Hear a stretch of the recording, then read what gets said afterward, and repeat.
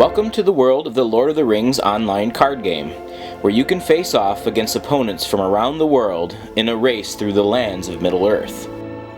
This tutorial just covers the basics of deck building and playing the game.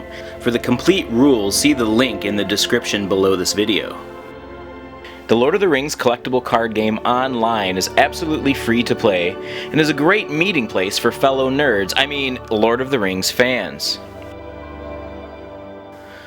Once you have registered your account, log in and you'll be taken directly to the main game hall. Here you can enter a table and watch other people play a game. You can start your own game or join somebody else's. But first, we need to figure out how to build a deck. To do this, click on Deck Builder and let's get started. Once you've entered the Deck Builder, you will see your cards and some search options on the right, but also some choices on the upper left. Over here we have New Deck, Save Deck, Rename Deck, Copy Deck to New, and Deck List, where you can access decks you've already built. You'll notice a drop-down menu at the top that says All Cards. Included in your account are 4 copies of every card ever made by the Lord of the Rings collectible card game. And since you can only have a maximum of 4 of each card in your deck, this works out perfectly. In the drop-down menu, you'll also notice an option called My Cards. These are cards that you may win playing in tournaments or leagues, or that you can purchase in the store. Today I'm going to build a Towers block deck, which means I can only use cards from the 2 Towers, the Ents of Fangorn, and the Battle of Helm's Deep sets. Now the steps to building your deck can be done in any order. First, you might want to look through your cards just to see what you have. If you hold Shift while clicking on a card, it will expand it into a larger window so you can see it in more detail. Explore the drop-down menus on the upper right that will sort your cards by many different conditions. Here, I'm choosing to view only cards from the Towers block, which is the type of deck that I'm trying to build.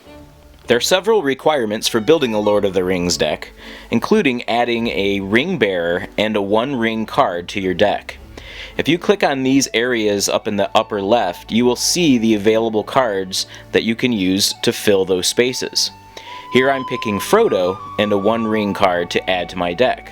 Just click on the card and it will be added automatically.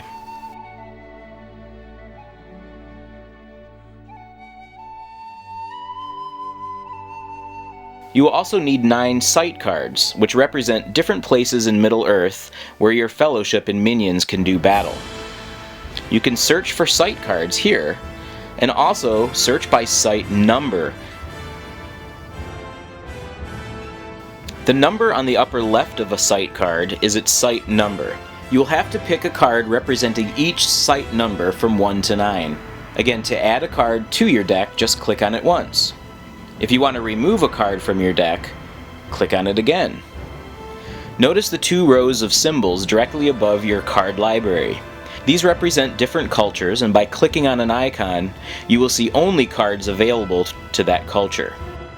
Today I'm going to make a deck based on the Free People of Rohan, and my opponent is going to have to face off against Southrons and their gigantic Oliphants or Mumak mounts. A valid Lord of the Rings deck must contain at least 60 cards, not counting your 9 sight cards, your ring bearer, or the 1 ring. And it also must contain an equal number of Free People cards, or good guys, and shadow cards, or your bad guys. You will start the game with a small fellowship, which will include the ring bearer or Frodo, plus the 1 ring, as well as many companions as you wish, provided their twilight cost adds up to 4. The twilight cost is the number in the top left-hand corner of every card. Here I'm going to pick Éowyn and Éomer.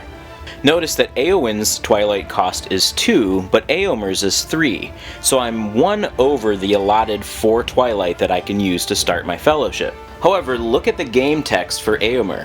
It says while you can spot a Rohan man, Éomer's cost is -1, bringing me right down to the 4 that I need to start. I'm also going to add an extra copy of each of these cards to my deck. If you happen to draw a copy of one of your fellowship companions during the game, you can discard it at the beginning of your turn to heal that companion. So it's always a good thing to have a couple extra in your deck. Now I'm going to add a bunch of other cards to my Free People's deck. These are going to include other companions that can help out my fellowship, as well as weapons, mounts, and events and conditions that may help my fellowship beat my opponent's shadow cards. Now I need to create my shadow deck.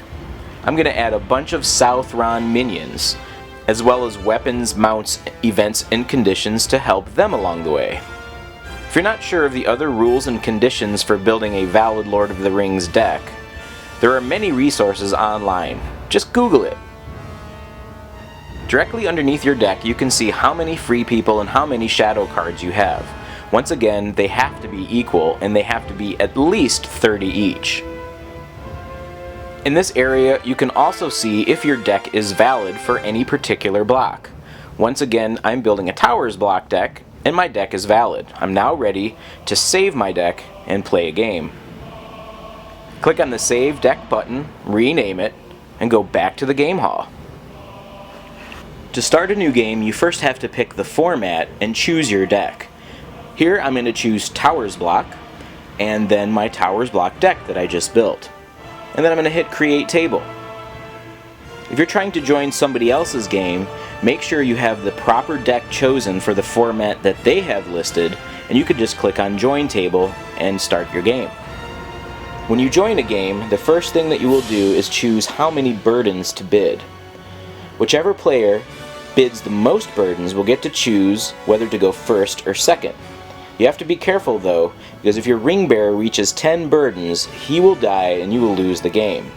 I'm going to bid 1 burden and see what happens. Hey, I won. I'm going to choose to go first. My ring bearer Frodo and the 1 ring are automatically played.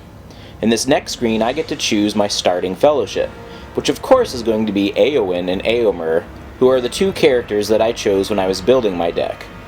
Once your opponent plays his starting fellowship, it's ready to start the game.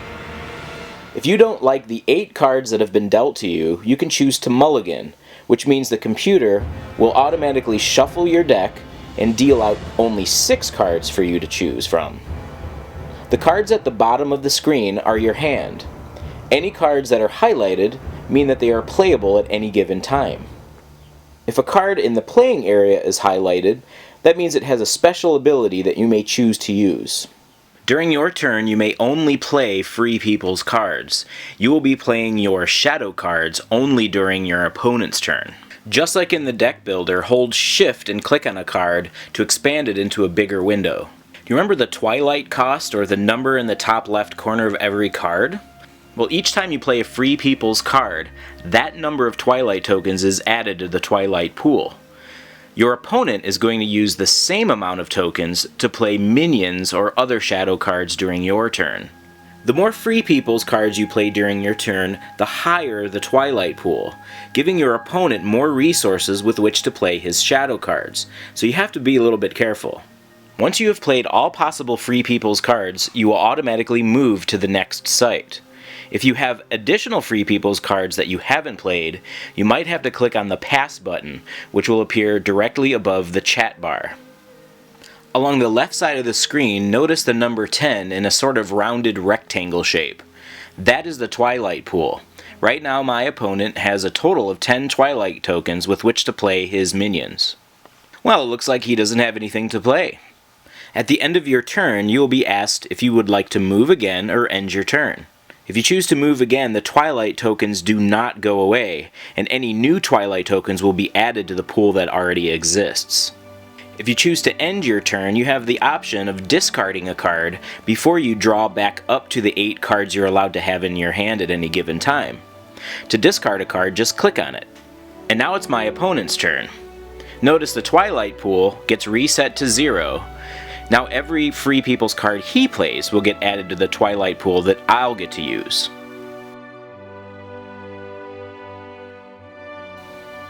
Now it's time to check your minions and see how many you'll be able to play. For this turn I was able to play 2 different minions, one of which is mounted.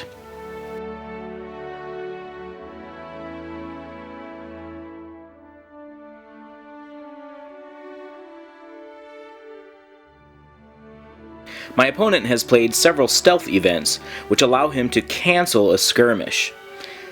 Sneaky little hobbits.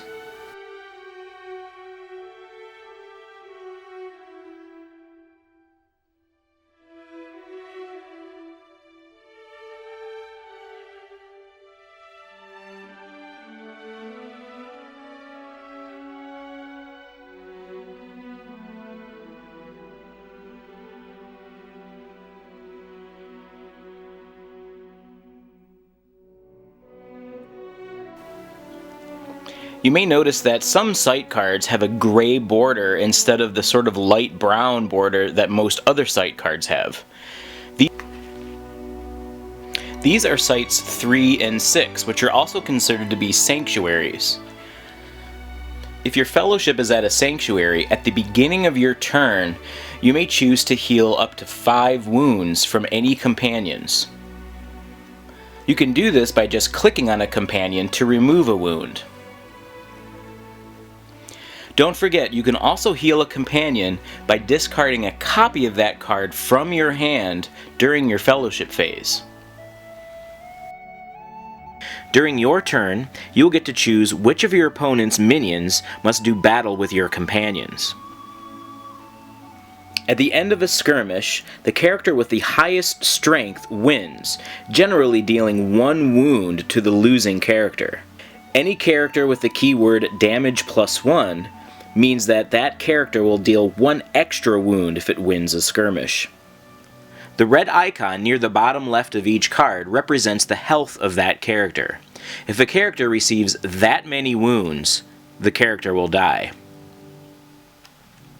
During a skirmish, if one character's strength is at least double the others, this is called overwhelming, and the losing character automatically dies.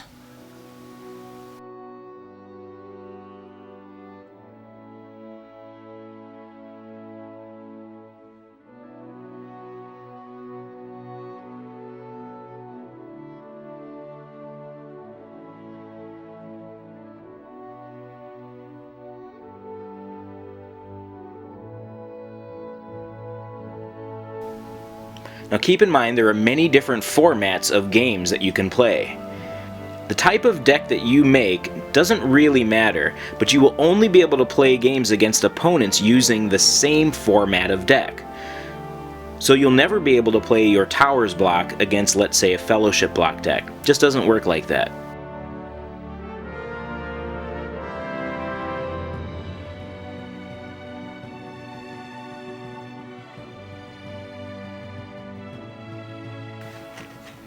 Now there are 7 different phases during each turn, and they go in order from Fellowship to Shadow, Maneuver, Archery, Assignment, Skirmish, and Regroup.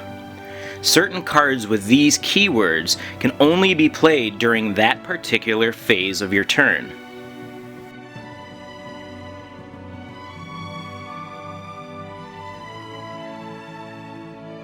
You can also shift-click on an opponent's card to see that in more detail.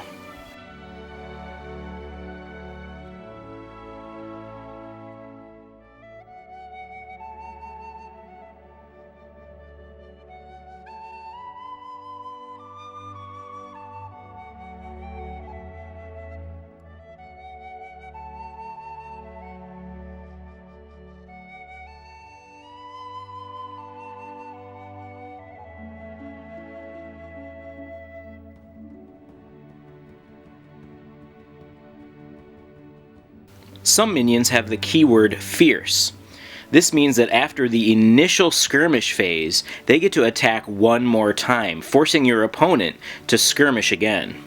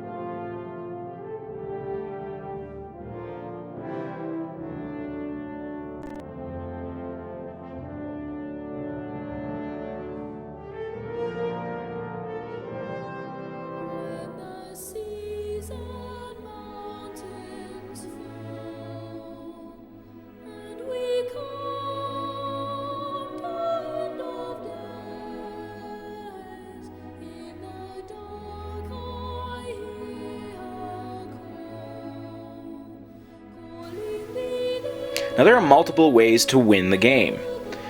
One is to corrupt your opponent's ring bearer, which requires him to have at least 10 burdens. Now this is something that's not really easy to do, and you have to have a very specific deck to do that. Another way to win is to kill your opponent's ring bearer. If Frodo receives too many wounds or loses a skirmish to a minion that has at least double his strength, he will automatically die. The third way to win the game is surviving Site 9, which means you've moved to all 9 sites and Frodo is still alive at the end of your turn. Unfortunately for my opponent Zivor, I just killed his Frodo. Better luck next time. Well, thanks for watching this tutorial. I hope it at least makes it a little bit easier to jump in and build a deck and start playing some Lord of the Rings online card game. I'm Third of Nine, and hey, maybe we'll be playing each other soon. Take care.